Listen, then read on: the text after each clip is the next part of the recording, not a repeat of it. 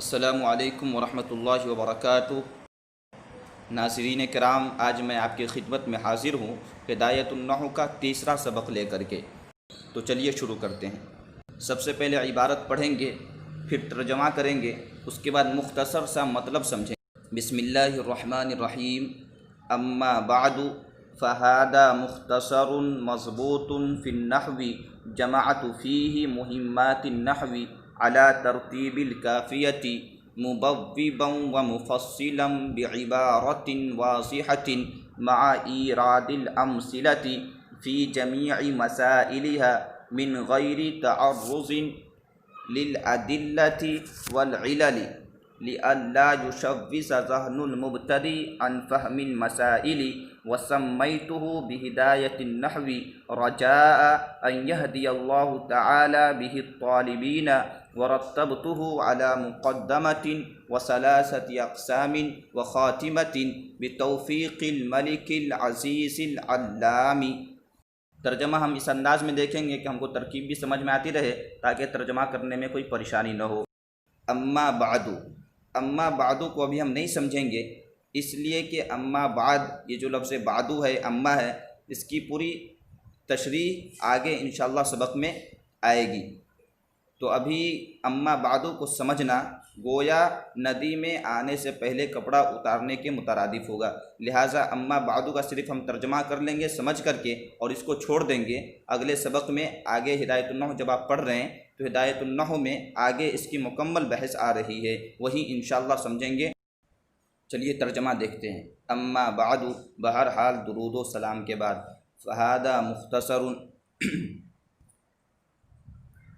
یہ مختصر کتاب ہے جو لکھی گئی ہے فن نحو میں۔ جمعت فیہ، جمع کیا ہے میں نے، فیہ اس میں یعنی اس کتاب میں، مہمات النحو، نحو کے مقاصد کو، علی ترتیب الکافیۃ، کافیہ کے ترتیب پر، مبوبا و مفصلا، مبوبا یہ حال واقع ہے جماعتوں کی ضمیر متکلم سے، تو میں نے اس کو باب در باب اور فصل در فصل لکھا ہے، بعبارۃ واضحۃ، واضح عبارت کے ساتھ، مع ایراد الامثلۃ، اورد یورد ایرادن بمعنی لانا، مع ایراد الامثلۃ مثالوں کے لانے کے ساتھ، فی جمیع مسائلها اس کے تمام مسائل میں، اس کے تمام مسائل میں، مسائل کے ہا ضمیر کا جو مرجع ہے وہ مہمات النحو ہے، یعنی نحو کے مقاصد کے تمام مسائل میں، من غیر تعرض، تعرض کہتے ہیں چھیڑ چھاڑ کرنے کو، تو من غیر تعرض بغیر چھیڑ چھاڑ کیے ہوئے، للأدلة والعلل، ادلت جمع ہے دلیل کی اور علل جمع ہے علت کی، تو دلیلوں اور علتوں کو چھیڑ چھاڑ کیے بغیر، لئلا یشوش ذہن المبتدئ تاکہ الجھ نہ جائے، شوش یشوش تشویش بمعنی تشویش میں پڑ جانا، سوچ و فکر میں غرق ہو جانا، اور ایک ترجمہ کر لیجئے الجھ جانا، تشویش میں پڑ جانا یعنی الجھ جانا، تو لئلا یشوش تاکہ الجھ نہ جائے، ذہن المبتدئ، مبتدی طالب علم کا ذہن، عن فہم المسائل، مسائل کے سمجھنے سے، وسمیتہ بہدایۃ النحو، اس کتاب کا نام میں نے ہدایت النحو رکھا، سما یسمی تسمیۃ، نام رکھنا، جو نام رکھا جاتا ہے اس کے اوپر با داخل ہوتا ہے، تو سمیتہ بہدایۃ النحو، اس کتاب کو میں نے ہدایت النحو سے موسوم کیا، رجاء ان یہدی اللہ تعالی بہ الطالبین، اس امید کے ساتھ کہ ہدایت دے اللہ تعالی اس کتاب کے ذریعے، بھی ہا ضمیر کا مرجع یہ کتاب ہے، اس کتاب کے ذریعے پڑھنے والے کو، الطالبین پڑھنے والے کو یا طالب علموں کو،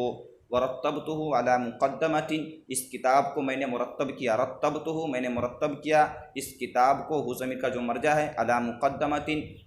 ایک مقدمے پر، وثلاثۃ اقسام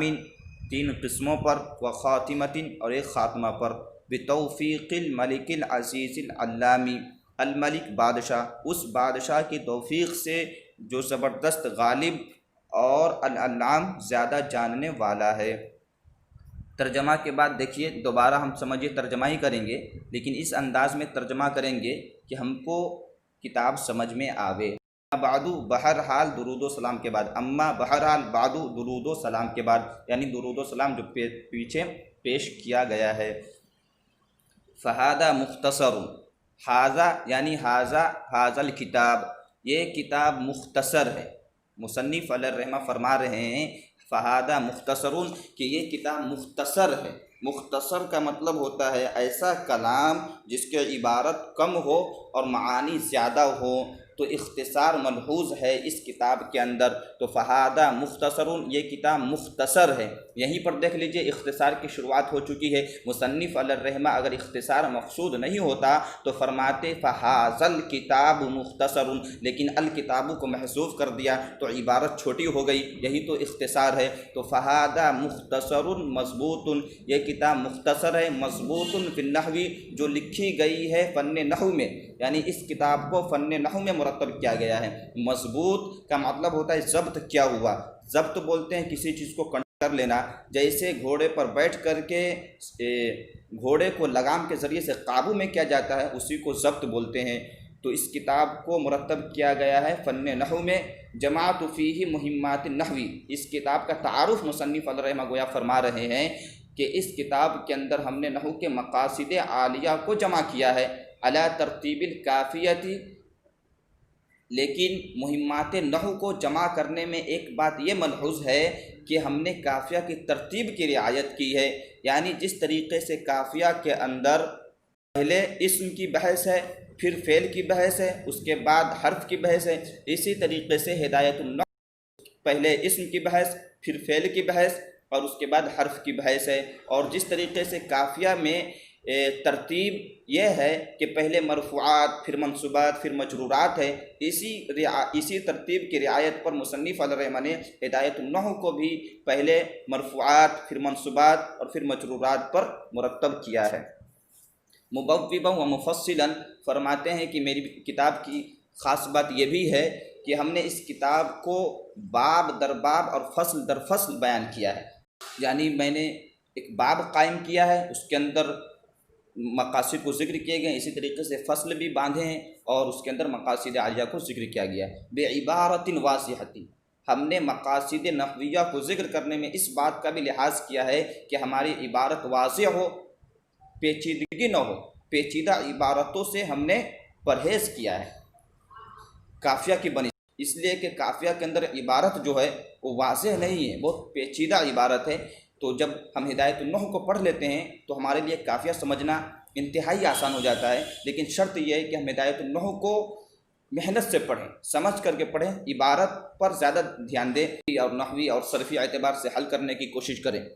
مع ایراد الامثلۃ فی جمیع مسائلھا، یعنی مہمات نحو جتنے بھی ہم نے اس کے اندر ذکر کیے ہیں اس کے تمام مسائل کے اندر ہم نے مثال بھی پیش کیا ہے۔ مع ایراد الامثلۃ، مثالوں کے لانے کے ساتھ ساتھ، فی جمیع مسائلھا، ان کے تمام مسائل ہیں۔ من غیر تعرض سے ایک اشکال کا جواب دے رہے ہیں۔ اشکال یہ واقع ہوتا ہے کہ جب مسائل ذکر کیے گئے ہیں تو مسائل بغیر دلائل کے قابل قبول نہیں، تو آپ نے تو نحو کے مقاصد عالیہ کو ذکر کیا ہے لیکن دلیلوں کو اور علتوں کو نہیں بیان کیا ہے، تو اس کی وجہ کیا ہے؟ تو اس کی وجہ بیان فرما رہے ہیں کہ ہم نے دلائلوں کو اور علتوں کو اس لیے نہیں چھیڑا ہے تاکہ مبتدی طالب علم کا ذہن الجھ نہ جائے اور وہ اصل مقصد کو کھو نہ بیٹھے، اس لیے کہ دلائلوں اور علتوں کے چکر میں اصل مقصود ہاتھ سے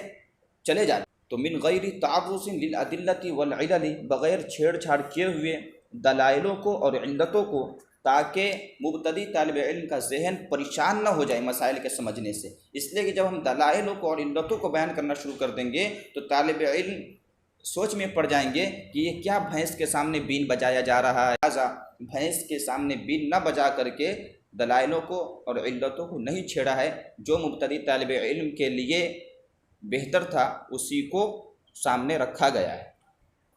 وَسَمَّيْتُهُ بِهِدَایَةِ النَّحْوِ سے مصنف علیہ الرحمہ اپنی کتاب کی وجہ تسمیہ بیان فرما رہے ہیں۔ ظاہر سی بات ہے آپ حضرات کے سامنے یہ کتاب ہے، اس کتاب کا نام شروع صفحہ پر جب دیکھے ہوں گے تو لکھا ہوا ہے ہدایت النحو، موٹے موٹے حرفوں میں لکھا ہوا ہے ہدایت النحو۔ تو ظاہر سی بات ہے اس کتاب کا نام ہدایت النحو کیوں رکھا گیا؟ کتاب النحو بھی نام رکھ دیتے، دروس النحو بھی نام رکھ دیتے، اور بھی بہت سارے نام تھے جو رکھا جا سکتا تھا، ہدایت النحو ہی کیوں رکھا؟ تو اس کی وجہ فرما رہے رجاء ان یہدی اللہ تعالی بہ الطالبین، کہ ہدایت کا معنی ہوتا ہے رہنمائی کرنا، رہنمائی، کسی کو راستہ بتلا دینا۔ تو ہدایت کی بھی دو قسمیں، اراد الطریق، ایصال الی المطلوب، اس کی بھی یہاں پر چھیڑنے کی کوئی ضرورت نہیں ہے۔ مصنف علیہ الرحمہ جب ہمارے رعایت کر رہے ہیں تو ہم خود ہی اپنے اوپر بوجھ کیوں ڈالیں؟ لہذا ہے اراد الطریق اور ایصال الی المطلوب کو ہم شرح تہذیب میں، قطبی میں، سوم میں، چہارم میں، پنجم میں پڑھیں گے، ابھی اس کی کوئی ضرورت نہیں ہے۔ بس آپ کو اتنا یاد رکھنا ہے کہ ہدایت کا معنی ہوتا ہے رہنمائی۔ تو مصنف علیہ الرحمہ نے ہدایت النحو نام اس لیے رکھا ہے تاکہ اللہ تعالیٰ طالب علموں کو اس کتاب کے ذریعے سے رہنمائی دے، اور اس کتاب کے ذریعے سے پڑھنے والے مسائل نحویہ کو اچھے طریقے سے سمجھ جائیں، یہی اصل رہنمائی ہے۔ ورتبته على مقدمة وثلاثة اقسام وخاتمة، یہاں سے اجزاء کتاب کو بیان کرنا مقصود ہے کہ ہماری کتاب کے کل 5 اجزاء ہیں، ایک مقدمہ ہے، 3 قسم ہے تو 4 ہو گیا، اور ایک خاتمہ ہے 5 ہو گیا۔ تو ثلاثۃ اقسام جو 3 قسم ہیں، ان 3 قسموں کے اندر آپ اسم، فعل اور حروف کی بحث کو پڑھیں گے۔ آگے فرما رہے ہیں بتوفیق الملک العزیز العلام، کہ اللہ اس بادشاہ کی توفیق سے میں نے اس کتاب کو مرتب کیا ہے جو زبردست، غالب اور زیادہ جاننے والا ہے، یعنی اللہ رب العزت کی توفیق سے۔ ظاہر سی بات ہے کہ ہر نیک اعمال کی توفیق اللہ رب العزت کی جانب سے ہی ہوتی ہے، ہم تو ناشکرے ہیں، لیکن ہمارے مصنف علیہ الرحمہ جو پہلے زمانے کے اکابرین میں سے تھے وہ لوگ ایسے نہیں تھے، بلکہ ہر نیک کام کو اللہ رب العزت کی توفیق سے منسوب کرتے تھے۔ تو امید کرتے ہیں کہ آپ حضرات کو آج کا یہ سبق سمجھ میں آیا ہوگا۔ اگر آپ کو یہ سبق سمجھ میں آیا ہے تو خود بھی سمجھیں، اپنے ساتھیوں کو بھی سمجھانے کے لیے اس کے پاس لنک بھیجیں، شیئر کریں اور بیل آئیکن کو کلک کریں، سبسکرائب کرنا نہ بھولیں، لائک کرنا نہ بھولیں، اور اپنے دعاؤں میں یاد رکھنا نہ بھولیں۔ اگر آپ کے ذہن میں کوئی اعتراض ہے، کوئی اشکال ہے، کوئی مشورہ اگر آپ دینا چاہتے ہیں تو بالکل آپ کمنٹ باکس میں کامنٹ کر کے ہمیں اپنا پیغام پہنچا سکتے ہیں۔ السلام علیکم۔